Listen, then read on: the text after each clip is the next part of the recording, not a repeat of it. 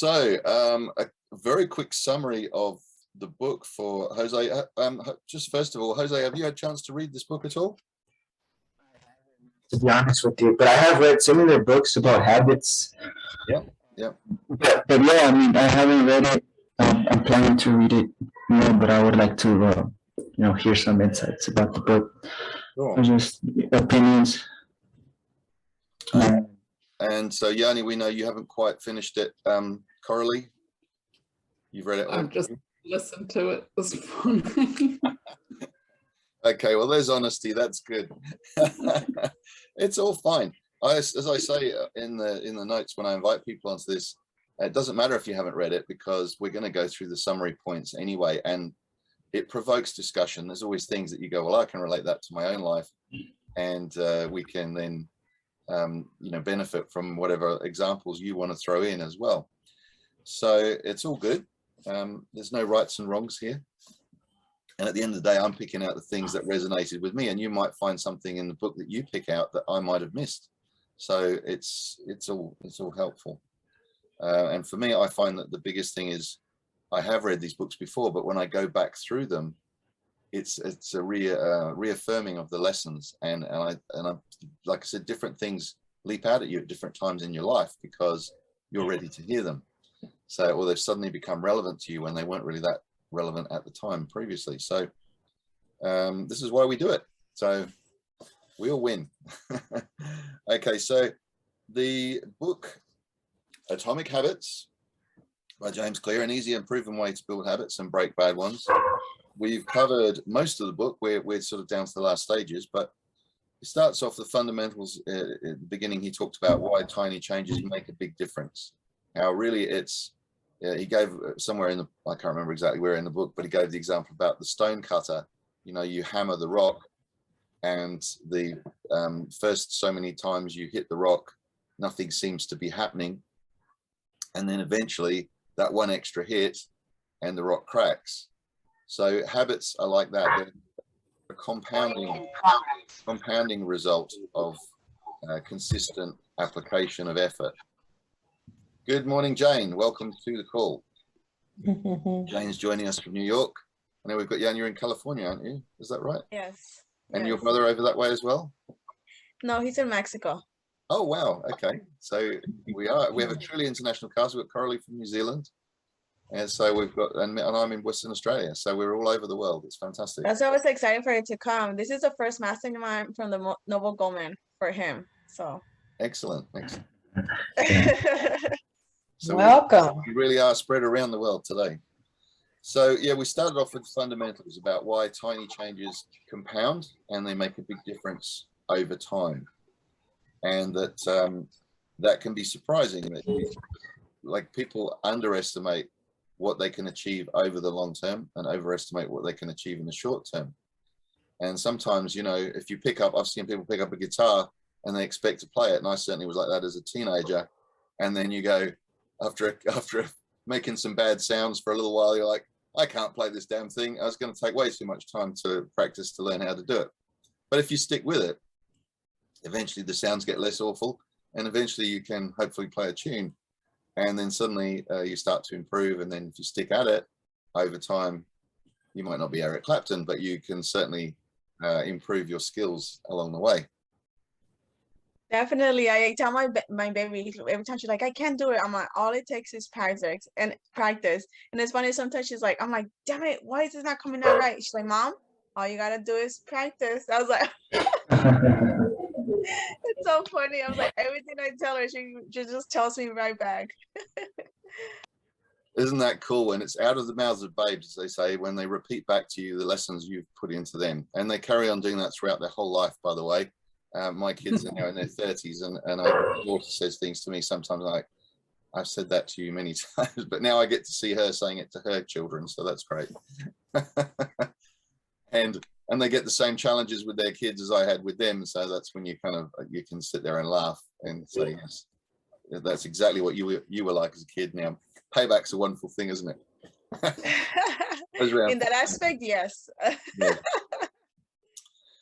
So yeah, so back to the beginning, the fundamentals. It was he gave a very powerful, what we call a model, I suppose, of how the thing works, which was a 4-step process. Anyone remember what the 4-step process was? I'll give you a clue. The first one was Q. Yeah, craving. I wrote it down. Well done. Response. Response and reward. Very good. Well done, Coralie. Gold star for Coralie. Hi, Stan. Welcome to the team. Stan's in Western Australia as well, so he's the only one who's just up the road from me. The rest of you, it's quite a long road to where you are. In the corner for everybody. Yep. Yep.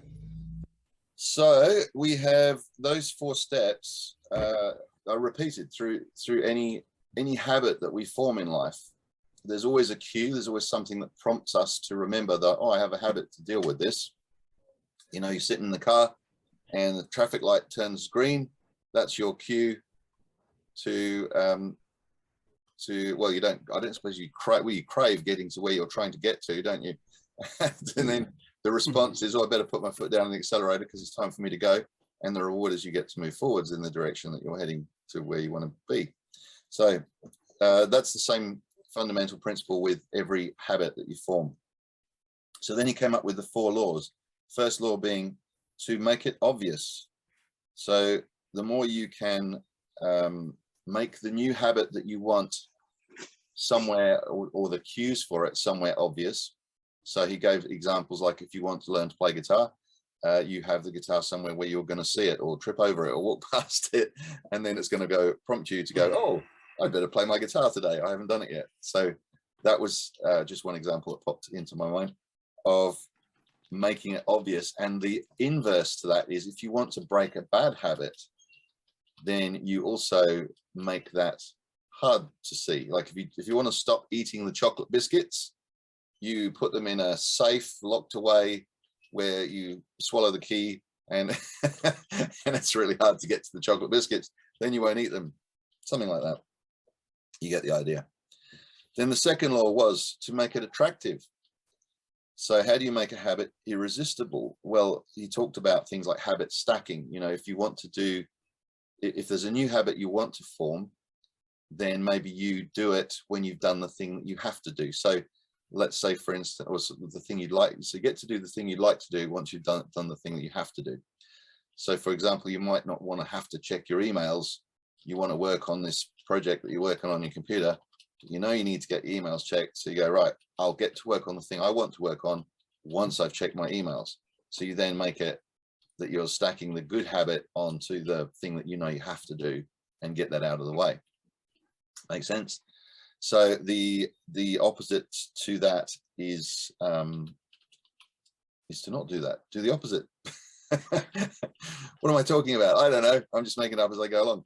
So is it kind of like a punishment? I kind of hear that, like it's like that one is a reward, and then the other one is like kind of like a punishment, but the punish has to be double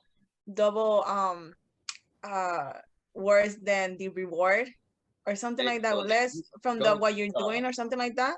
Brilliant. That's exactly right. Well done, Yanni. So I knew somebody would save me because I couldn't remember what I was talking about. So very quickly, what pages are you reading from? Or I just downloaded the PDF. Like follow along. Well done. Yes, that's chapter. Yep. So that is exactly it. Is make it a punishment. So remember the example about the guy who wanted to do his gym work, and he came up with a contract with his trainer, and he said, if I don't do the workout that I'm supposed to do, then I've got to give you some money. Or he had to give his wife money to go shopping with. Yes. That one. It's his trainer or something like that. He had to pay his trainer or something like that. He paid his trainer and he paid his wife. He really stacked it up against himself so that he had to do what he said he was going to do.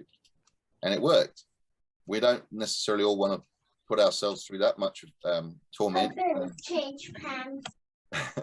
But he certainly did. So the third law was to make it easy.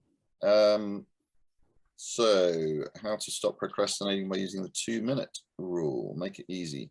I think that's where he talked about habit stacking as well, didn't he? And things like putting the guitar where you're going to see it. Yeah, like starting with 2 minutes of anything you want to do and then just continue with it. Thank you, Yanni. That's absolutely right. See, it's good. I'm so glad everyone's on the ball here, picking up all things. So yes, if you need to go to the gym, or you want to go to the gym and you can't be bothered, go for 2 minutes and then go home again. And you'll think, well, that was a waste of time, wasn't it? Going all the way to the gym just to go there for 2 minutes. So what I did, and then you went, well, I'm here now, I might as well do a workout.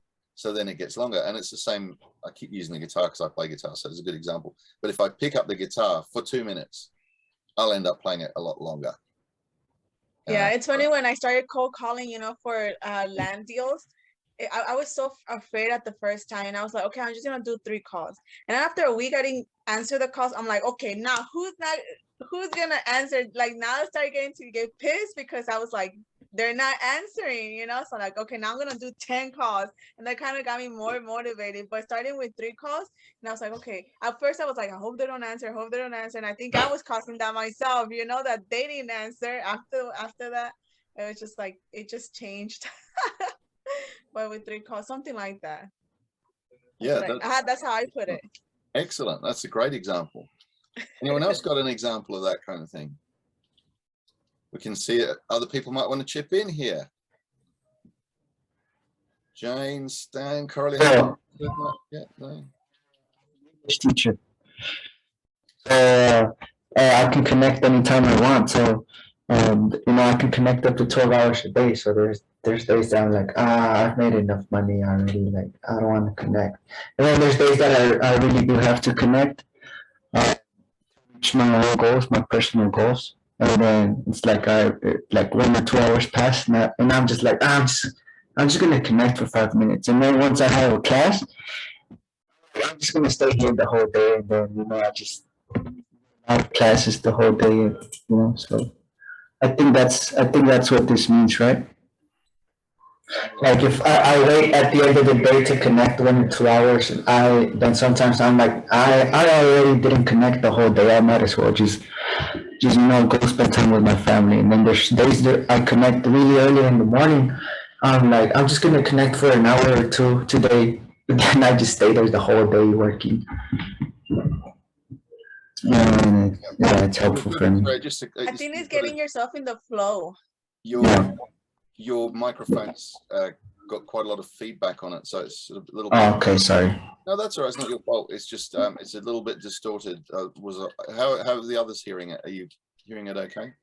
No, it's a little bit distorted. A little bit distorted. So I think it's too high. You're connecting. Maybe. You're connecting online, and then once you make the effort to connect, you're able to stay. Is this for work you're talking about? Or talking with you connecting with your family? Sorry, I didn't quite catch that. I think that was work. Let's see, I think. See. No, he was asking when you're connecting for the hours. It's for working? Connecting for work, yeah. So once you make the effort to connect, then you carry on and you stay on and you do work for longer. That's what you're saying, yeah? Is that better? And it's gone very quiet now. Can you hear me? Yeah, just very softly. Okay, yeah. Okay. But I think that's a bit less muffled. It's less muffled, definitely. Yeah. Okay. All right. Yeah, I was just saying that when I wait until the end of the day to connect, at the end of the day, I'm like, I'm just gonna go spend time with my family because I already didn't connect the whole day, so I might as well. And when I connect early in the morning, you know, when I say I'm gonna connect 1 or 2 hours, and you know, I stay there the whole day working. Yep. Very good. So I think that's like the 2-minute rule, right? Maybe it is, yeah, the 2-minute rule.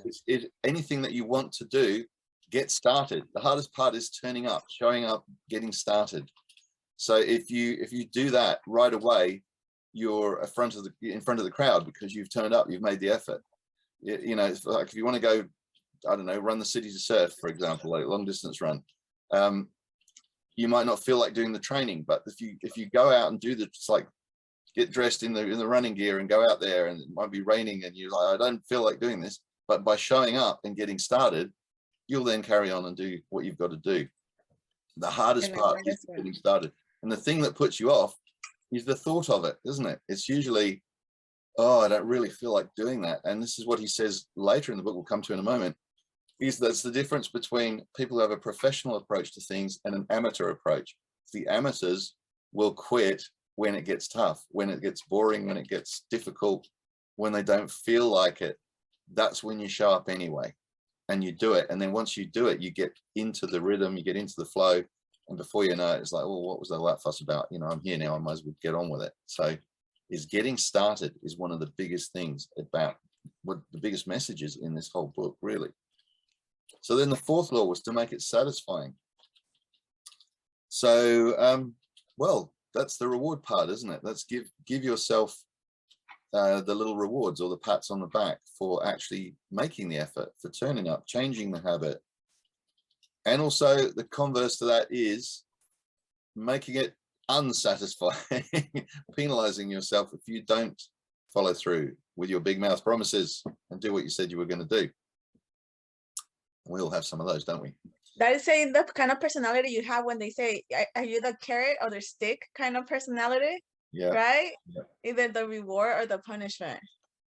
Yeah, well, the thing is, What? we all actually, the psychological research that what I've read from quite a few different people is that we're more motivated by the negative. We're more motivated by the fear of the, you know, the uncomfortable situation, the pain point, than we are by the pleasure. And that's why, for instance, people tend to yo-yo with weight loss, for example. When you look in the mirror and you're going, oh, you fat bugger, I've got to do something about this, come on. And you're motivated to take action and to, you know, change your eating habits, and because you want to fit back into your old clothes that you can't fasten a belt and that sort of thing. So you know, you'll make that effort to get down to the weight to wear the new jeans. But once you start losing a bit of weight, people go, oh, you're looking good. You're looking fit, and you know, you're losing weight, aren't you? And you start going, oh, actually, I'm looking pretty good. So the motivation starts to drop off because you're no longer as motivated by the unpleasant sight you saw in the mirror before. You're now going, oh, actually, I'm not that bad. I'm looking pretty good. But you still haven't reached your goal weight, right? So then what happens is you start relaxing and eating the old stuff again. And But cheat day today. It's a common theme, isn't it, with a lot of people? So the motivation to avoid the unpleasantness, or, you know, the dinosaur's chasing you and you get around the corner and it's like, oh, the dinosaur seems to have slowed down. I don't think he's going to catch me now.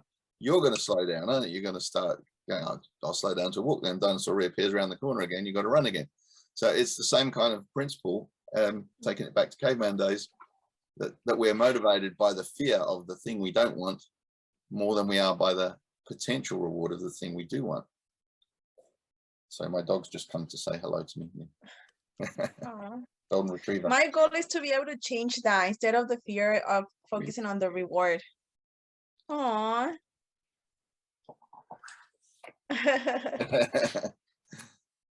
So yes, change that. So carry on, Yanni.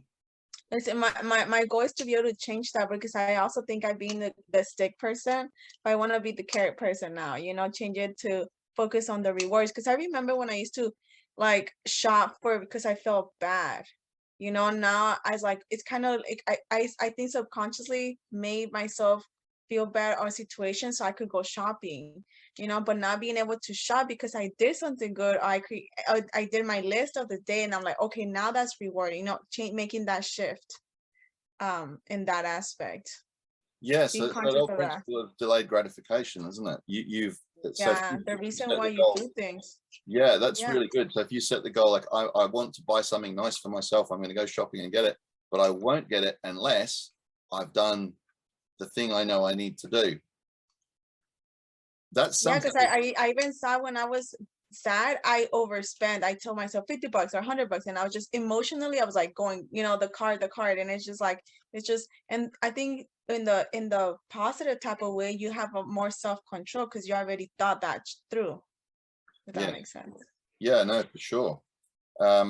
That's something that I think in our modern day society has changed quite a bit. We've lost it quite a bit, haven't that delayed gratification principle.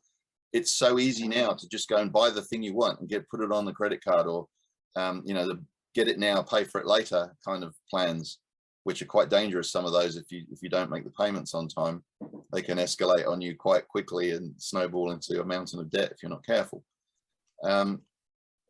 That principle of sort of saving up for something and waiting and not buying it until you can afford it. Now there's all of that. If I don't get it, it might sell out, then I'll miss out. And then, you know, so it's that kind of, they get you in, oh, you know, there's only so many available, limited stock, run, don't walk, all those advertising. The sell limit. It's just 2-week sale, you know, like, or the day sale. Yes, the one-day sales, or the Black Friday sales, and they're coming up with new sales excuses, aren't they, these days? Where did the Black Friday sale come from? It's come out of nowhere. Isn't that to do with Thanksgiving over in your side? I guess after everybody being so grateful, they're like Lego shopping, getting them on that high, taking advantage of that gratitude high, maybe. Yeah. I don't know. Well, we are emotional creatures. We buy emotionally first, and then we justify with logic afterwards. Hello, good morning. Yay, now it's a real meeting with a dog and a kid. It is. You pay that. You're in trouble now, Stan. Yeah. You're in trouble. Okay. And he talked about in the fourth law about having an accountability partner and how that can make a big difference. And I know back in the days when I used to do running, that, you know, I had a buddy that I used to go running with. And even when you didn't feel like turning up, you didn't want to let down the other person, so you would show up anyway. So you do that for each other, and then that way you help keep each other going. Of course, if you both didn't feel like going, then you're in trouble. But maybe you can have more than one accountability partner, can't you? Okay.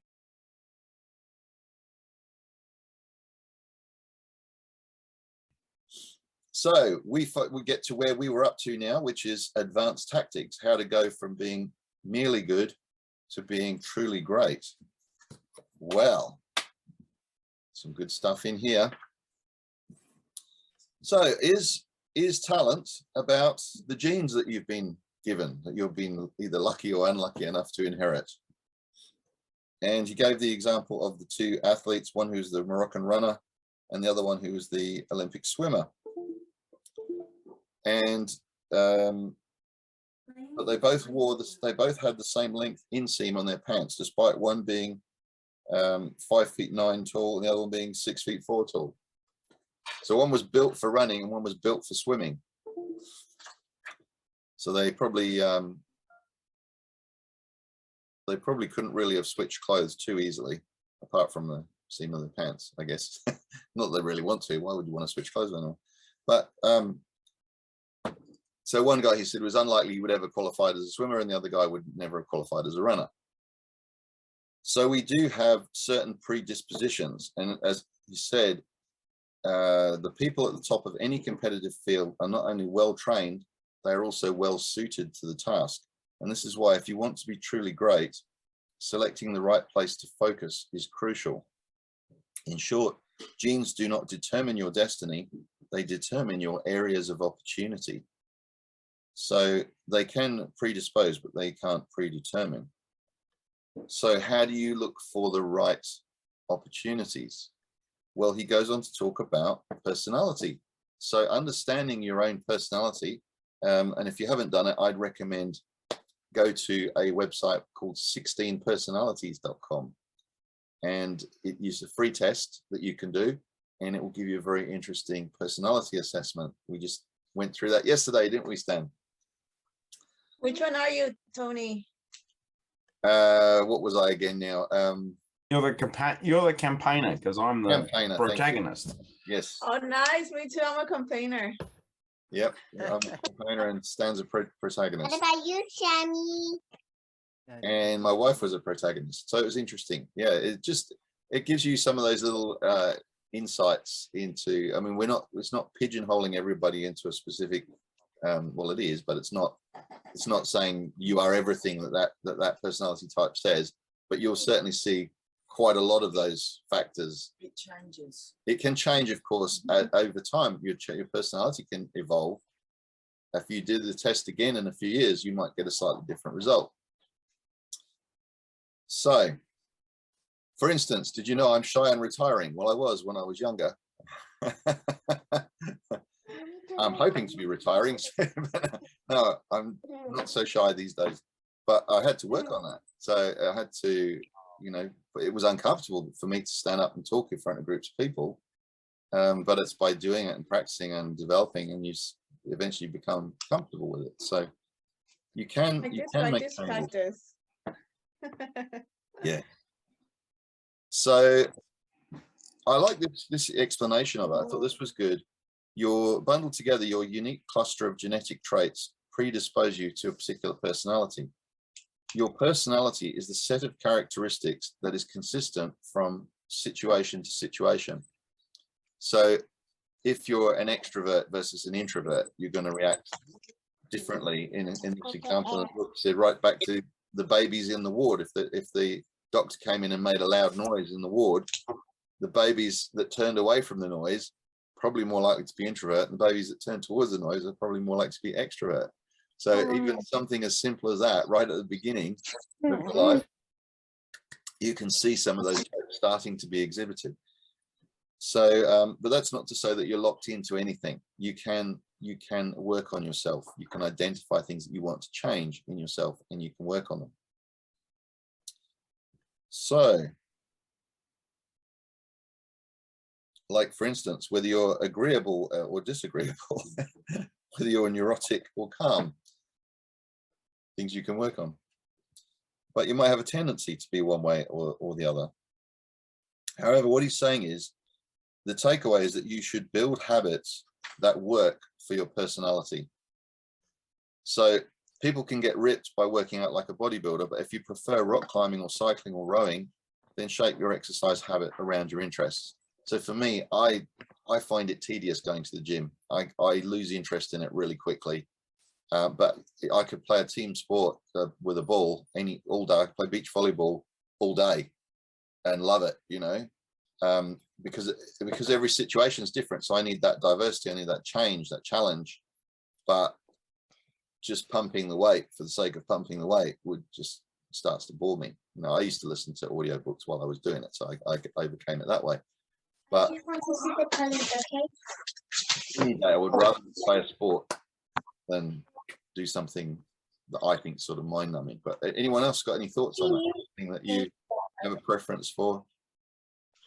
This is why I also get a trainer, because I can't do it at the gym. Like I can't do it alone either. Like I need that. Like it's kind of like the accountability in order for me to continue that, you know. And yeah.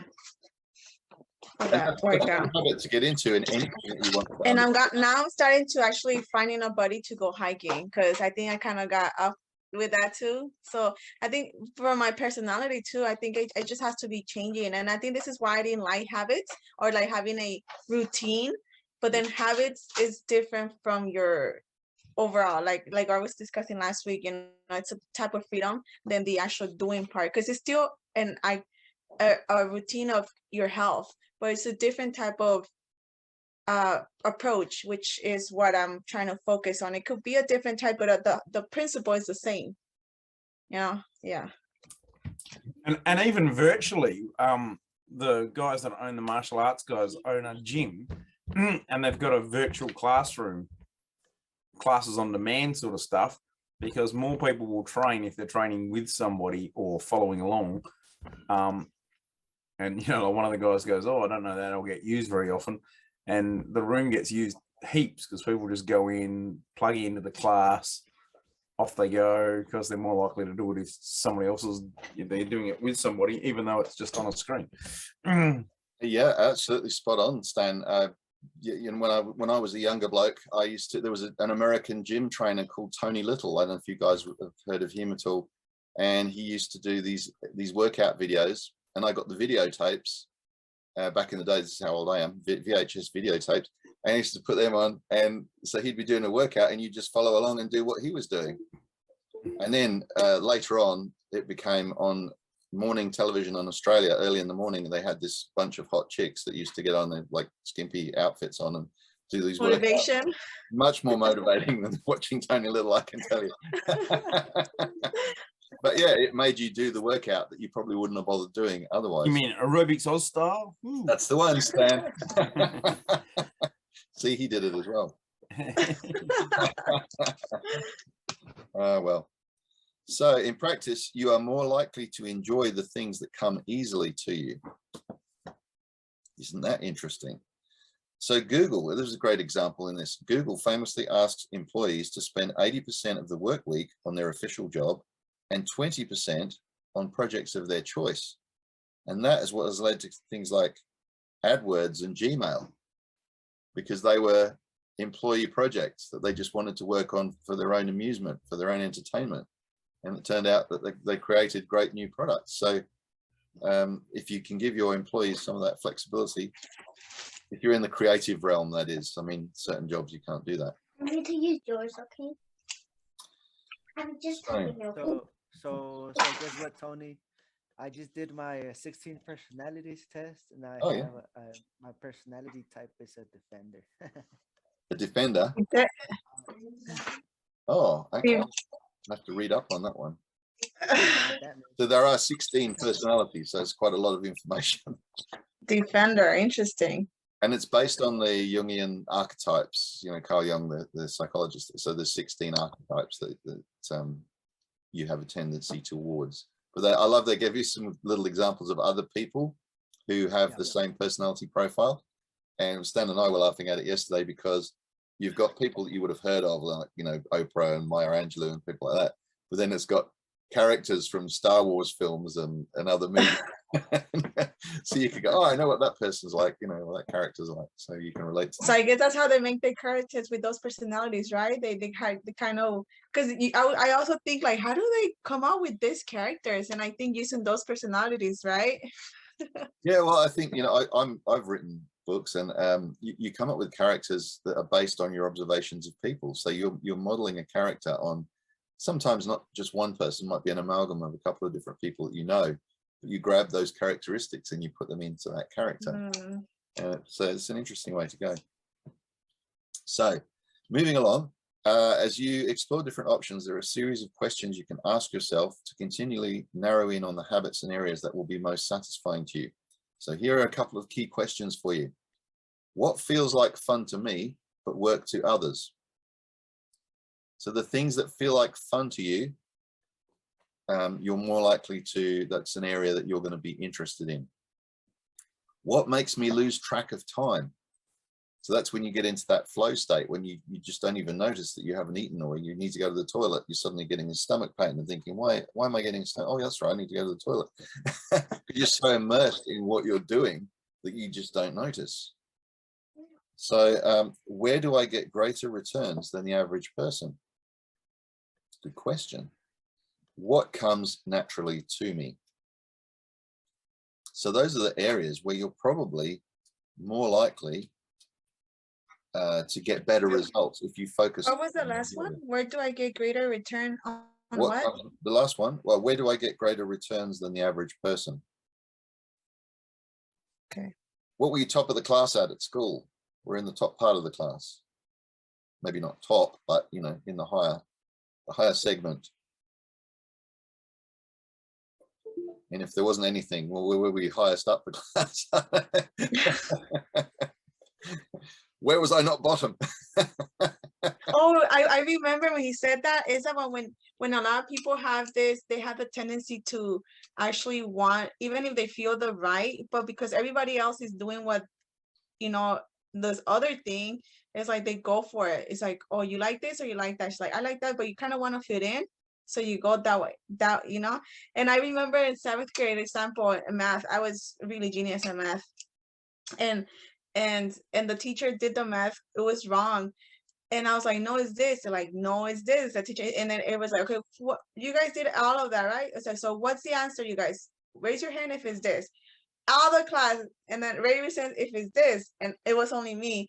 And then he's like, okay, we'll go through it. And then he's like, the teacher was actually wrong, you know? And I was just like, yes. You know, I was like, I know I did it. I know it's not, you know? That was just so, I was just like, after that, like, I had like a top respect from everybody. I was just like, it was just that one. I'm like, you just forgot the decimal, to move the decimal or something with a decimal. And he's like, oh, I can't believe I forgot. You know, I didn't see that. That was just so funny. So, ladies and But- gentlemen, we are in the presence of greatness here. A great mathematician. Well done. How many people can That say was awesome. they got their they proved their teacher wrong? That's great. Yeah, that totally like gave me that memory of that day when he gave that example, like trying to fit in. Yeah, and so actually, that's was it in this book or one of the other books we were reading recently, where people do fit in. They don't want to stand out, and so they will lower their capabilities to fit in with the crowd rather than standing out. There was an experiment done with that where people will even like fit in with something they know to be wrong, and they'll just go with what everyone else is doing because they don't want to be the one who stands up against the crowd and go, no, I'm not doing that. That's not right. And that's and how create your case, right? Create your, I guess that the fear of creating your case. Why you're that way. Creating the case. I think that's more why people want to follow the crowd than creating their own stand, I believe.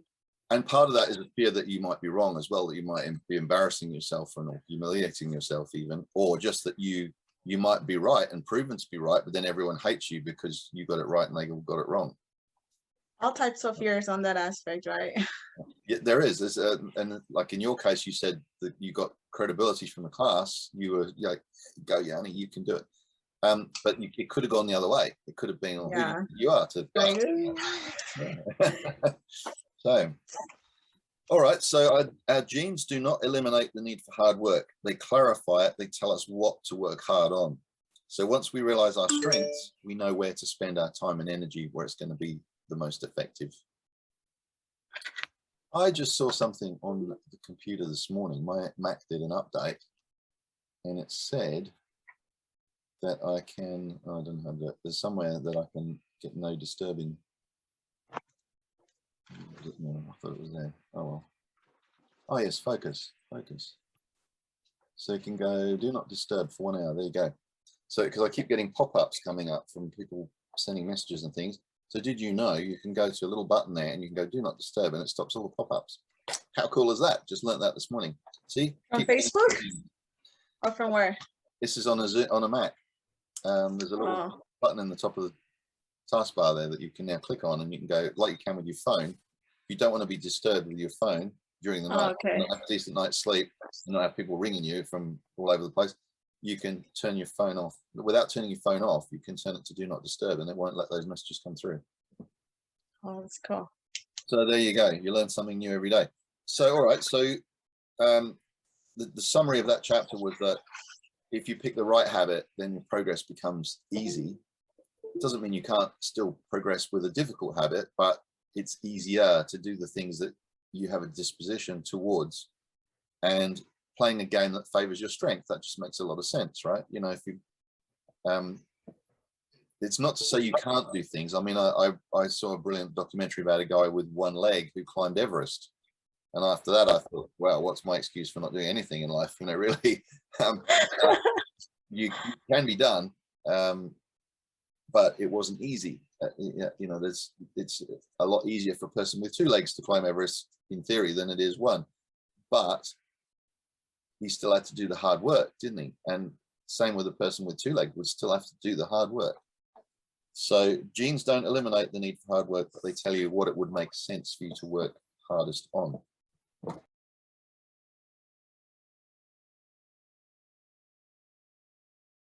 So we come to chapter 19, which is the Goldilocks rule.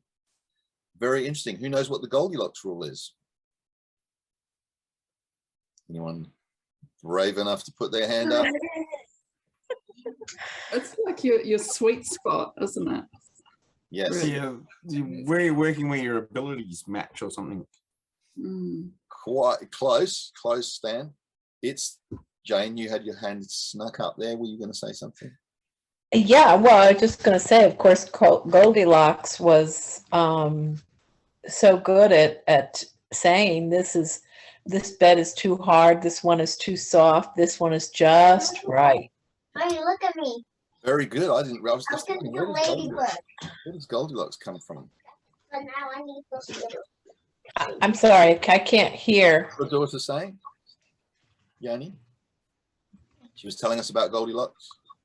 Oh no, I'm sorry. I was with my baby. She did her makeup, and it's like Okay. So I think, yeah, James put that really well, explaining about the three bears. The Goldilocks rule is that you come to the point where you're working just beyond your capability, where it's just a little bit of a stretch. If you get that, as you said, the sweet spot. If it's not enough of a stretch, you get bored and you quit because it's like, this is too boring. I can do this too easily. If it's too much of a stretch, you lose heart. You go, I'm never going to be able to do this. It's just too difficult. I just won't be able to master this. I can't be bothered to keep trying because it's just too difficult for me. If you can get where it's just the sweet spot, where it's exciting and interesting enough to challenge you and keep you motivated, but it's not too hard that you'll quit, then that's the ideal point. And we're always sort of fine-tuning those boundaries. So you think about any game that you play. For me, it's beach volleyball. If you're playing a team that you're hammering them, it's boring. You know, no one wants to be winning so easily that there's no competition, because what's the point of turning up? But the same when you're the other side of the net, you're the one that's getting, you're the one that's being hammered. You start to lose heart. It's like, it doesn't matter what we do, we can't beat these guys. They're just way too good for us. So your head starts to drop. So if you can instead find the point where it's a fairly even competition, where you're just ahead of them and you've got to work for it, that's the most satisfying game. That you'll come away at the end of the evening going, well, we won, but wow, we really had to work hard to get that win. That's when it feels really satisfying, isn't it? But if you won easily, you're like, well, you know, I won easily. That wasn't a challenge, was it? And if you got hammered, well, no one likes getting hammered, do they? So coming away feeling like you just got whitewashed, it's no fun at all. And that's where you're always mindful that too. If you're beating another team too easily, you start to ease off a bit, because you don't want to demoralize them. You don't want them to think, oh, what's the point of carrying on? You want them to keep growing and improving. So who's this? We've got Stan moving forward into the waiting room. Are you coming in on a different? Yeah, my tablet's decided it's going to have a drummer, and I was like, oh. Do you want me to let you in on that one? Yes, please. Okay. Just remember to close the other one, otherwise we'll get feedback, won't we? So, and they gave the example, if you haven't read the chapter yet, a great story about a comedian who started off with a short act where he's on stage for rarely more than 5 minutes. And most people weren't taking that much notice of him. They were usually drinking or chatting to their mates or something and ignoring the comedian on stage. And one night he even literally delivered his stand-up routine to an empty club. And he went through that kind of thing, like me turning up for a mastermind last night, nobody else showed up. So you do those sorts of things, and you persevere and you get a little bit better each time. And this guy worked his way through to eventually being a guest on the Tonight Show, and then became a regular on Saturday Night Live, and eventually got to the point where after 15 years of work, he was famous, and he toured 60 cities in 63 days. And he had one show where he had 45,000 tickets sold out for his 3-day show in New York. Anyone know the guy's name? It was Chris Rock, wasn't it? No. Oh, Steve Martin. Steve Martin, yeah. Chris Rock's on your mind because of different events that have taken place this week. I did hear it. I think it was in this that he was mentioned as well. He might have been, I don't remember it, but he might have been. This was all about Steve Martin and how he went from basically being a nobody, like any other comedian performing a few minutes on a stage with no one taking much notice of him, to now being a global phenomenon and being a movie star and all the rest of it. Then he became an overnight success. So this is how it goes in anything in the world, is people rarely, if ever, become an overnight success. They've usually had to do stuff to work their way into that position, to be in the right place at the right time and have done the groundwork And he spent years of fine-tuning his material, of improving himself as a comic, improving his timing, his delivery, you know, everything about him. So like he said, in his words, he had faced this fear of going on stage every week for 18 years. He spent 10 years learning, 4 years refining, and 4 years as a world success. So that's a long haul, isn't it? Could most of us say that we'd stuck at something as long as that to get the result at the end? Not many. But if you look at professional tennis players, Federer, Serena Williams is mentioned here, you know that people do that. But the Goldilocks rule applies where they would play players that are just slightly better than them. If they kept getting hammered every week, they'd probably quit. You know, so you pick your battles, and you keep working, keep improving. So that was the Goldilocks rule. Goldilocks zone is about this key point. What do the really successful people do that most people don't? And that is, at some point, it comes down to who can handle the boredom of training every day, doing the same work over and over, and gradually getting a bit better at it. So boredom is the greatest risk in the quest for self-improvement. Greatest villain, he says in here. So the mastery requires practice, but the more you practice something, the more boring and routine it becomes. So that's why it's easiest to form. The most habit-forming products are those that provide continuous forms of novelty. So like things like video games and junk food and so on. It's easy to form a habit of eating junk food because it tastes good and it's novel and it's interesting, and it's not good for you. Don't do it. Right. Gambling. Oh, there's a bad one. Okay. So, do you know what? I used to have this as a sign on my office wall back when I had a few businesses. I actually had 5 businesses on the go at the same time. And in my office on the wall, I had a poster that was paraphrasing this. And it was when you start a business, there will be days when you don't feel like showing up. But the second part of it was, but there will be a lifetime knowing that you did. And it was actually paraphrasing a marathon runner. I can't remember the guy's name, but he had said, there'll be days when you don't feel like running a marathon, but there will be a lifetime knowing that you did. So whatever it is that you really want to achieve, you have to overcome that the difference between being a professional and amateur approach is showing up even when you don't feel like it. You know, if you want to become a best-selling novelist, you have to become a novelist. That's what Seth Godin says. If you want to become a novelist, you have to write. That's like, duh. You don't get to become the best-selling novelist without writing. So you reverse engineer whatever it is you want to do, and look at, you know, the thing who you want to become, the skill set you want to learn, the habit you want to grow. What was the saying again? There will be days you don't want to show up, but then what? But there'll be a lifetime knowing that you did. Oh, okay, that's nice. Okay, so that's pretty much that chapter.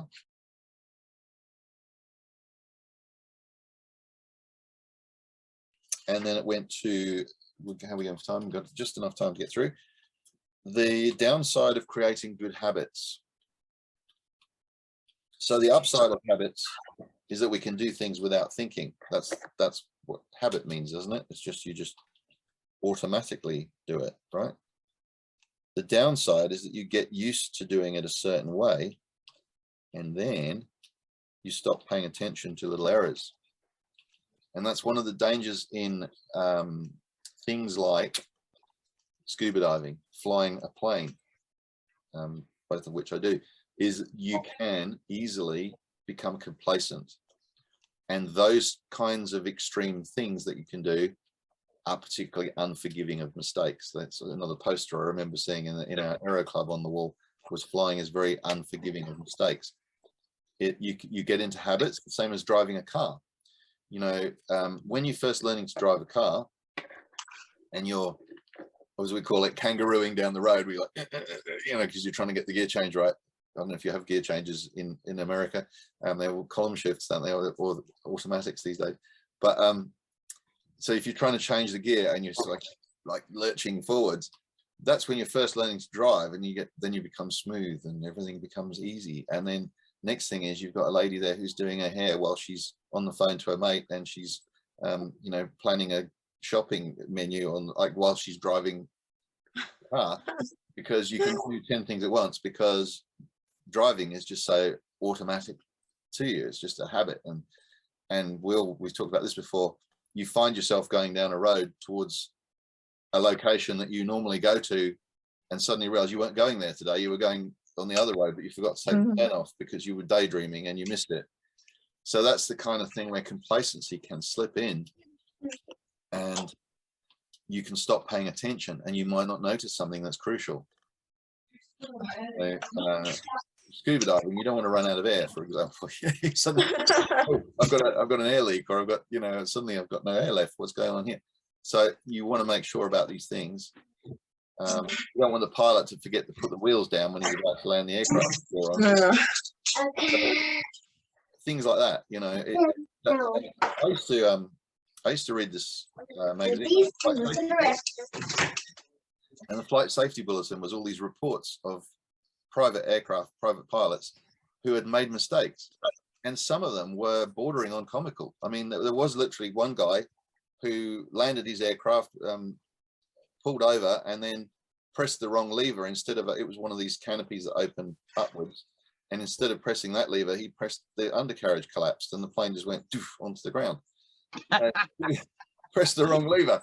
I mean, it's so easy to do things like that. You know, some of these things literally were just comical.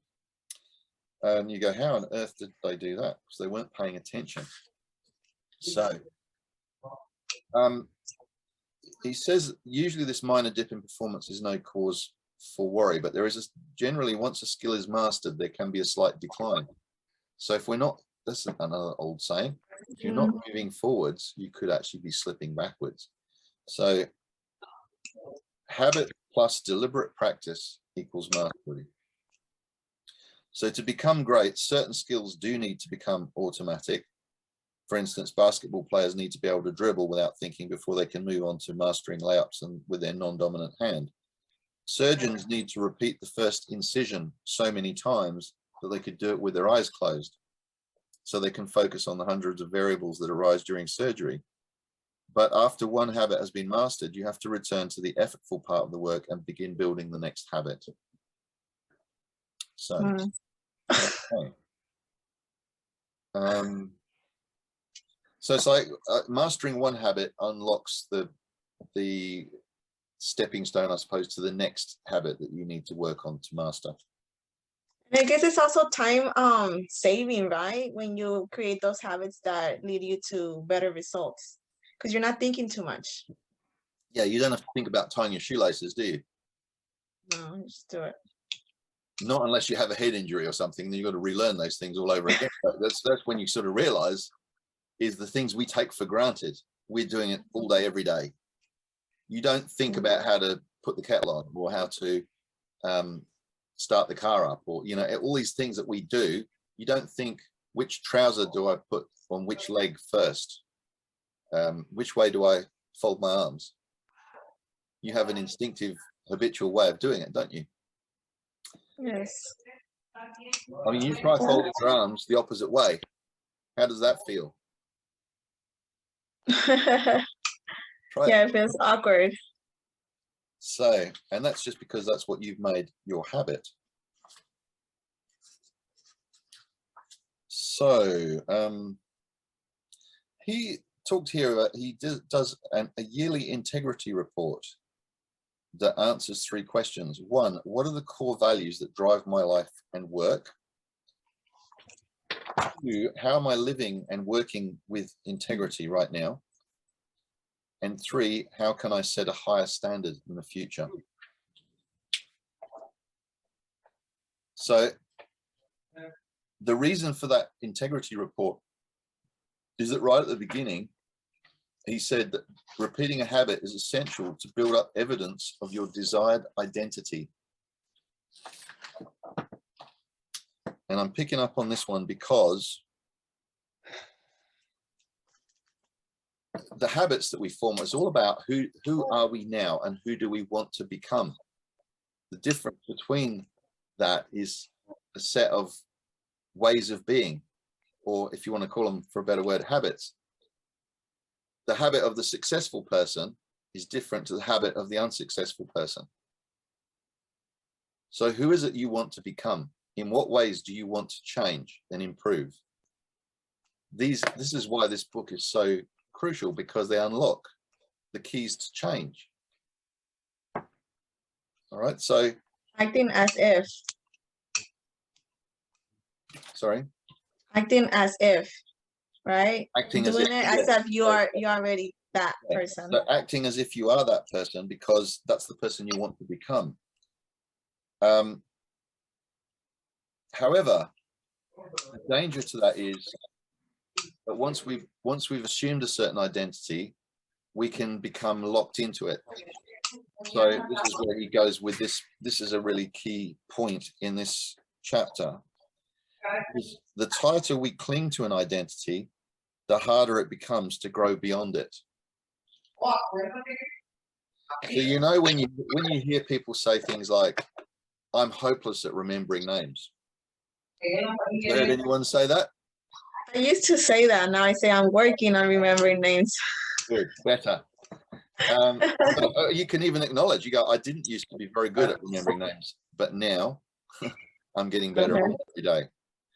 And like you said right at the beginning, a lot of that is not that you have a lack of ability to do it, it's that you don't have a system for it. So if you can put in place a system, just on that one, for example, when I used to run a backpackers hostel and I was checking in people all day, and at any point I'd have 60 people staying in my backpackers, and I had to know as best I could as many of their names as I possibly could. And that might be hard if somebody's checked in and you haven't met them yet, or they've just walked into the office. But what I would do is I would associate things. So I'd be, oh yeah, okay, that's Yanni from California. That's Jane, she's from New York. She's normally got moon and stars behind her face on the wall. So you try to think of little clues that you can tie in with that person. As Coralie, she's got a plant on her head. You didn't know that's right behind you. There it is. Looks like a new hairstyle, doesn't it? When you move that way. Stan has a green cloth behind him. Yeah. So, but you could go, okay, where's that person from? What are their characteristics? And you associate those with the name. And then suddenly the name just comes to you, So it's having a system that's going to work for you is the point, whatever it is you're trying to do. So the thing to be careful of is that when we cling to an identity, it's hard to grow beyond it. So this is why school teachers who stick with their tried and trusted methods, I've always done it this way, I'm not going to change, they're going to get left behind.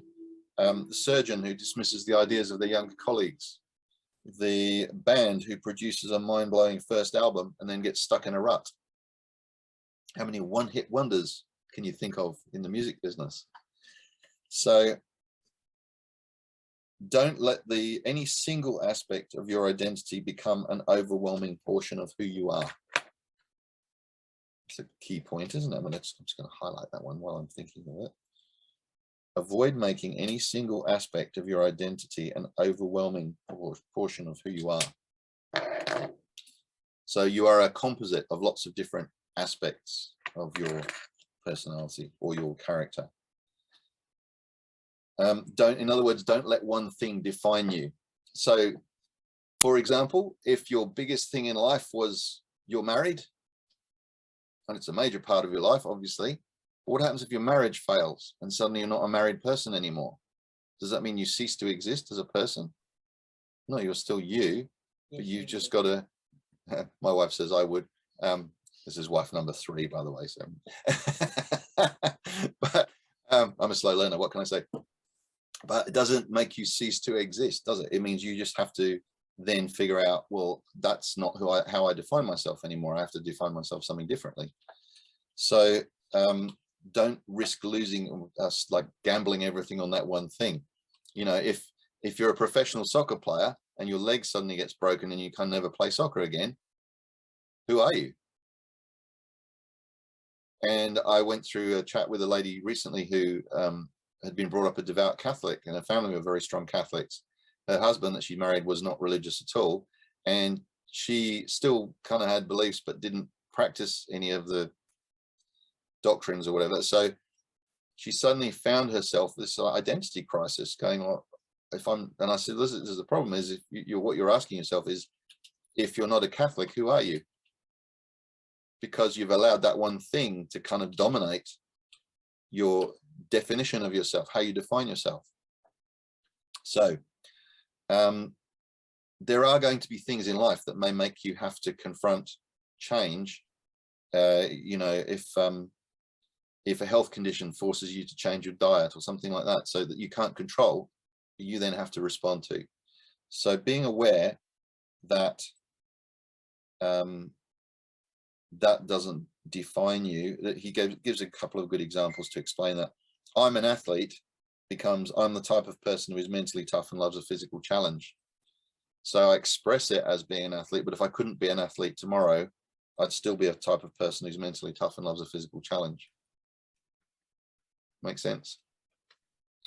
So we always have to be careful of these labels, the labels that we put on ourselves, because those labels become limiting by their nature. And so habits deliver numerous benefits, but the downside is they can lock us into our previous patterns of thinking and acting, even when the world is shifting around us, and it will keep shifting. So if you were a person who built videotape machines, you've got to reinvent yourself, haven't you? Unless you're going to be the only guy in the city that repairs broken video machines or something, because no one else remembers how to do it anymore because they don't exist. There's always going to be that sort of niche market, I suppose. You know, people still have gone, and they come back into fashion, in like vinyl records have sort of come back around again, haven't they? But there was a spell where the only thing you could get was vinyl records, and now it's like, what's a vinyl record? Some kids are kind of looking at it going, what's that do? I always remember seeing kids trying to use a telephone. Back in the old day, we used to have the telephone, we used to ring the dial, and modern kids are looking at it like, what's this? You know, some kind of archaic invention. So things are always changing in our world, and we need to change with it. So the conclusion, the last bit, and we're nearly finished, so thank you for sticking with me here, is the secret to results that last is that habits are a series of little changes over time. Like right at the beginning, I mentioned the stone cutter chipping away at the stone. Each hit on the stone doesn't seem to be getting anywhere, does it? I'm hitting this stone, it hasn't broken yet, nothing's happening, keep hitting it, one suddenly crack, the stone cracks. So at some, I also take it as a compound effect, right? Yes. The buildup of the habits to create a change. Yes, very much. So your life will change with lots of small changes. We tend to wait for this big landslide moment when everything changed, and of course it can. I mean, our world can change in an instant through an external thing. You know, if you lived in Lismore on the east coast of Australia and suddenly your house got flooded and then you couldn't live in that house again and everything you owned was ruined, and then the insurance company won't pay up, and these sort of things can happen, suddenly that person's life has been turned upside down. But is that the end of them? No, they have to go and figure out how to start again. You know, if you're a refugee coming from one country to another, you pick yourself up and you start again. Somehow you find a way, and you get, obviously try and get people to help you, but life doesn't just end unless you give up, of course. So your life is generally transformed by what started out as one small change, maybe one decision. Let's say the really overweight person who makes the decision, I'm going to do something about this, and from now on I'm going to the gym every day. If they stick with that and they keep, obviously they've got to change their eating habits, or nothing changes, but they have to start doing what they said they'd do each day. Now, they don't just suddenly go, I was 200 pounds today and suddenly tomorrow I'm 100 pounds. You know, you don't just lose half your body weight overnight. You have to do it progressively over a period of time. So this is why atomic habits are a series of small improvements. And the key message in this book is that the secret to getting results that last is to never stop making improvements. Dun, dun, dun. See, we could have summarized the whole book. It So was, they say that 1% growth every day, right? yeah. In that sense, we're never the finished article, are we? We're never, you don't just sort of go, that's it, I'm a fully qualified, fully successful human being now. I don't have to do anything else. I'm there. Anyone claim that? You might know a couple of people who think they are, but it really Heard is. the saying which says, once you think you know it all, is a first of, is the starting of your descending, you know, because I think you just get stuck there. Well, yeah, that was that point that in the previous chapter, was that you are never the finished article. You know, as soon as you think you know it all, the world's going to change around you. So you might be the best in the world at something, but over your shoulder there's someone else who's figuring out how to do it better, and that's always going to be the case. So you can put the odds in your favor. You can do the things that you're good at, you have a predisposition towards, as we said today. But if you want to keep improving and you want to become a better version of yourself, whatever that may be, that only you can define, really, ultimately it's when you look in the mirror, it's the person looking back at you, as their opinion is the one that really counts. Do you see yourself as the way you want to be? And if you're not there yet, what can you do to keep working towards it? Well, you've all stuck on the journey with me through this book. Thank you so much. What has anyone got any other things that they want to add? Because I'm very conscious of the fact that we've sort of come up to time now. We've gone slightly over time, actually. In the appendix section of the book, he covers some quite good things, like what you should read next, which is basically more of his stuff, because of course that's what he's going to promote. Reminds us of the 4 laws: the cue, craving, response, reward, things to watch out for there. Reminder that if you have a big enough why, you can overcome any how. Being curious is better than being smart. Good point, hey? If you're curious, you can keep improving, can't you? You can keep learning. If you're smart, it's all right, you're smart today, but you might think you know it all, then suddenly you start to not know it as much as you thought. It is the idea of pleasure that we're chasing. So it's the thought of what it's, you know, the taste of that cream cake is more appealing than when you actually eat the cream cake. It's the thought of that, the thought of going on the holiday is quite often more powerful to us emotionally than actually being on the holiday. So it's looking forward to things. It's the emotion, and our response tends to follow our emotions. So reward is on the other side of sacrifice. So we need to follow our habits to get the results that we want, even when we don't feel like doing it. That's when we need to show up and do it, do what we know that we need to do. We want to be careful of our expectations determine our satisfaction. Very often when you feel disappointed or let down, it's because you have set an expectation so high that it can't be achieved, and then all you're going to feel from that is disappointment because you fell short of the expectation.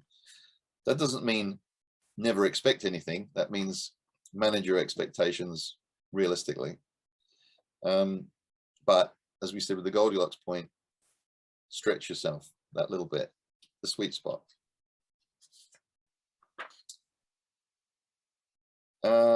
And it covers in there how to apply these ideas to business. There's a few other links that you can follow, how to apply these ideas to parenting,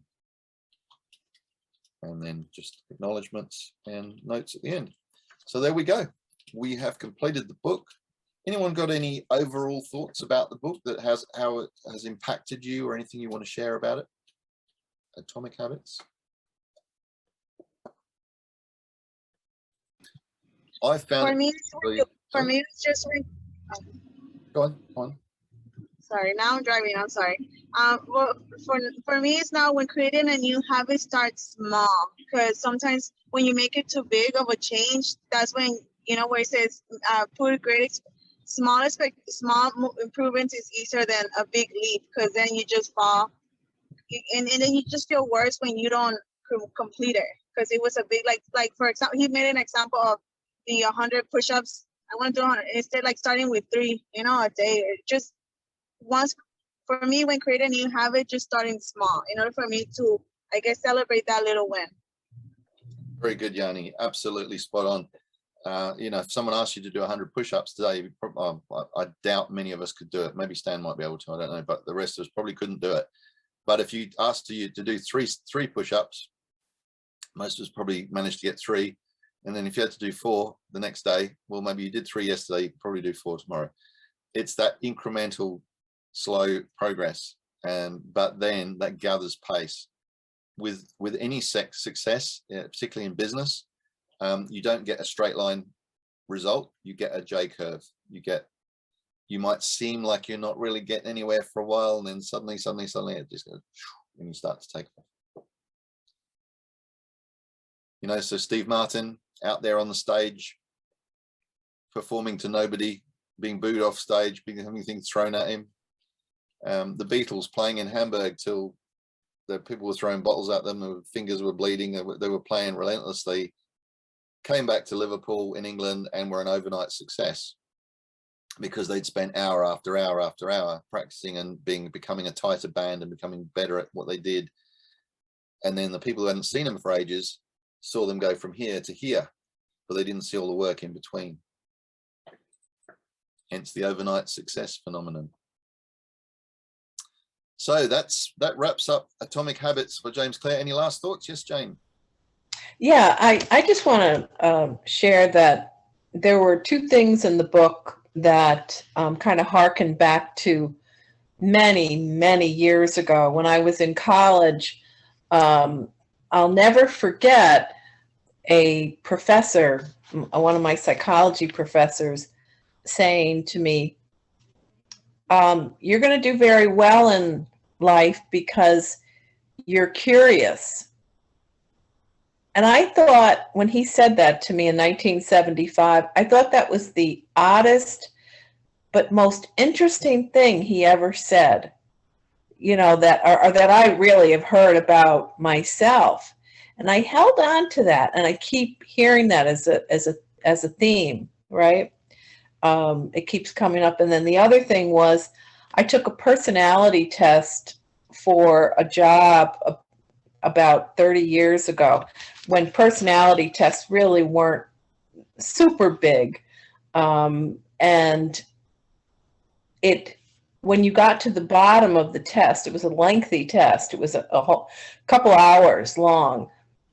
It was like a scratch off kind of a thing. And it said, what are you most afraid of? And based on your test, what came up was the answer as to supposedly what you're most afraid of. And I thought, well, this is interesting. And it said that I was most afraid of boredom. And I stored that away as, uh-oh, Jane, you don't like boredom. So guess what that means? You know, you're going to have to work extra hard, you know, to push away the, you know, and in order to make it in something. So, and this book really brought all that to life, back to life for me. Can I just ask then, Jane, do you have it locked in that you always have to work extra hard to achieve the things you want? No, but I do have to work extra hard at going after what comes naturally. And I must do that, and I must follow my passion.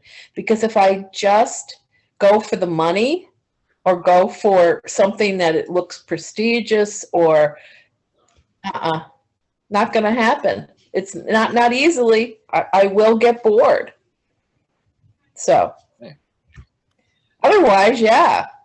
Well, this is Follow what your you're passion. saying in the book is to know yourself, to to be introspective, to look at what works for me, and then Right. go in the direction of what's going to be easiest for you to get the best result. Doesn't mean you can't change or overcome the previous obstacles or things that you thought about yourself to be true. You can challenge them and you can work on them, especially when you've got a good coach. Some stuff that I do with people, but it's looking for where am I telling myself a story that's actually not really serving me. Yeah. Telling myself a better story, one that's going to empower me more to move forwards in the direction that I want to go. So thank you for sharing that. That's it is all about knowing ourselves and striving for that little bit of improvement on a constant basis. So that said, we will be going on to the Simon Sinek book now. Start with Why, and we'll work through that one together and see what lessons we can learn from that. But Wonderful. for today, that concludes James Clear's fantastic book, Atomic Habits. I hope you've enjoyed it as much as I have. It's one that you definitely go back to multiple times and remind yourself of ways that you can keep on improving and keep working towards the best version of yourself that you want to be. Thank you very much, everyone. And that concludes it for today. I hope you have a fantastic day and a fantastic week ahead. And I hope to see you same time next week for start off with Simon Sinek. Start with Why. See you then. Tony. Thank Thank you you. so much, Thank you, Tony. Tony. Thank you, everyone. Goodbye. See you guys next time. See ya.